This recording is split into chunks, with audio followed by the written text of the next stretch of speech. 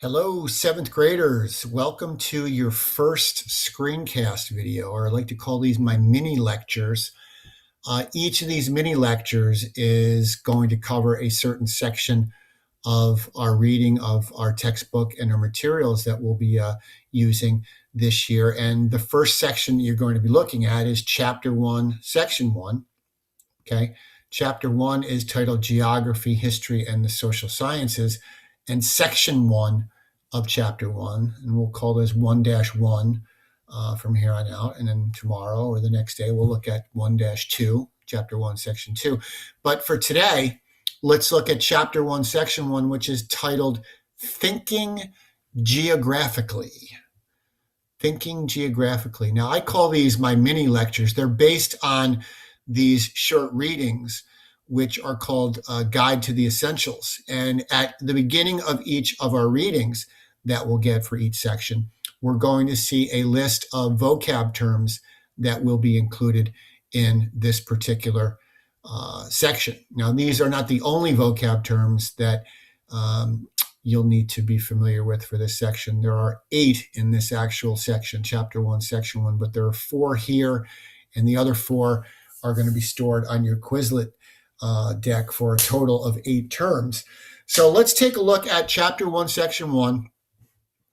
We'll start with our vocab terms first, and then we'll do a quick review of the reading. First vocab term, if we're going to think geographically, if we're going to think geographically, it probably would help to know what geography is. And geography, ladies and gentlemen, is the study of people, their environment, and their resources. Geography, the study of people, their environment, and their resources. Second word is natural resource, any material that humans can take from their environment to survive and satisfy their needs. Materials that we humans take from our environment to survive and satisfy our needs. We'll talk about examples of natural resources in class. Irrigation. Third word is a method of bringing water to dry lands. How do you water farmland when there really isn't a lot of rainfall? That is going to be a problem that will have to be solved thousands of years ago. And the answer really is going to be irrigation, a method of bringing water to dry lands. And the final word here on the sheet today is cartographer.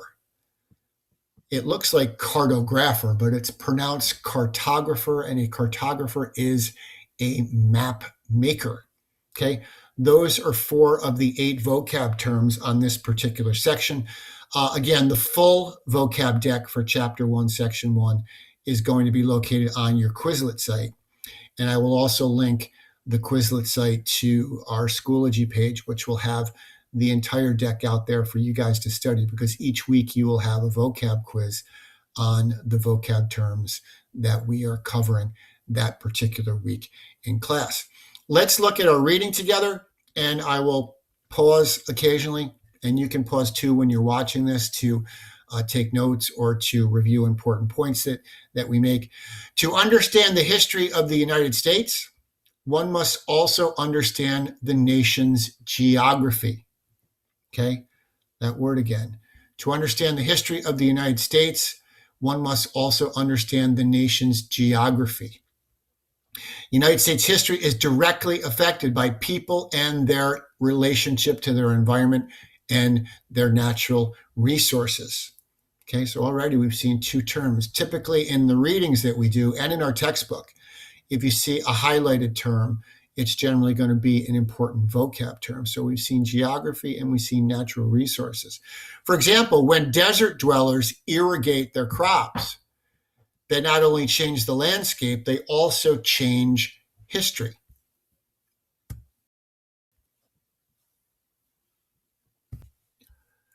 Because of the new water supply, a village or even a great civilization can take root. Now, in the 1700s, people lived near the Atlantic Ocean. The Atlantic Ocean is the body of water that borders the United States to our east. In the 1700s, people lived near the Atlantic Ocean, which provided transportation and food. As the United States expanded westward, people would follow.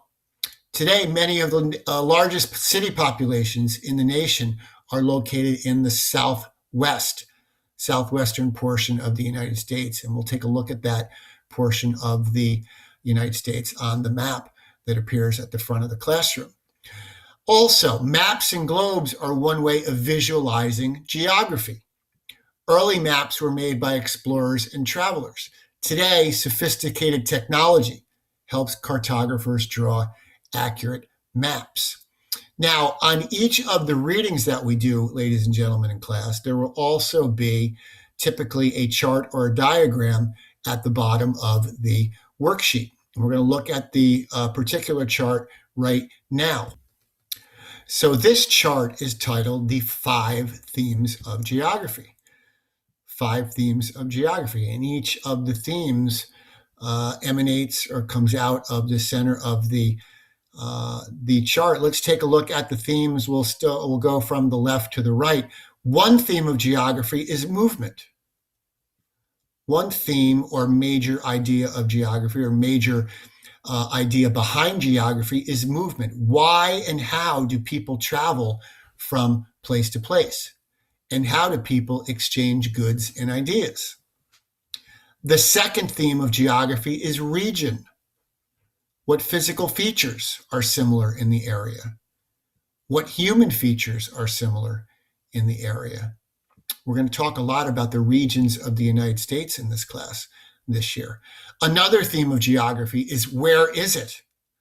And where did something happen? Where is a place located on the map? And where did something happen? For example, a historical event. Where did the Titanic sink in 1912? What happened on September 11th, 2001? Where did that happen? Okay. Another theme of geography is place. What is a place like? And what are the physical and human features of a place?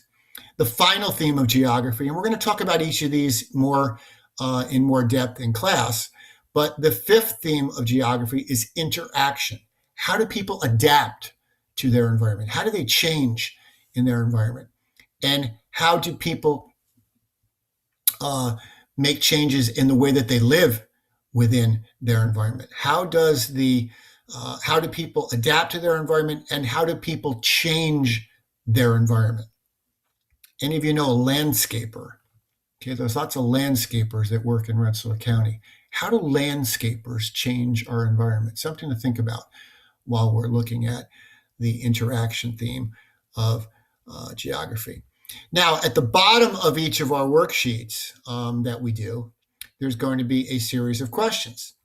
And what I would like you guys to do, and this will be due for our next class, what I would like you folks to do on a Google Doc is I would like you to answer the following questions, not on a separate sheet of paper. Please do it on a Google Doc, and you can share it with me, and I'll give you guys instructions on how to do that in class. Please label also when you provide your answers in a Google Doc so I know which question you're answering. Question 1, and you can answer this using the reading up top, the top half of the assignment that we just completed. How could irrigation change history? How could irrigation change history? Again, you're using the reading above to answer that question. The second question is actually for your graphic organizer skills. What are the 5 themes of geography? Please answer those in a Google Doc. Please label them. And yes, please use complete sentences. I will be asked that a number of times throughout the year by many of you. Please get in the habit of answering in complete sentences. Also, just a reminder, since this is our first mini lecture, each of the sections that we do in class will have supplemental videos that I will post to your Schoology account. Make sure that you're watching the supplemental videos that I post on Chapter 1, Section 1, Thinking Geographically. Make sure that you're also studying your vocab terms on Quizlet. For this deck, again, there are a total, I think, of 8 words for Chapter 1, Section 1. 4 of them appear here. The other 4, along with these, will appear in your Quizlet decks. I hope you've had fun with this first exercise. Let's get your questions done, and we will see you tomorrow in social studies for our next mini lecture.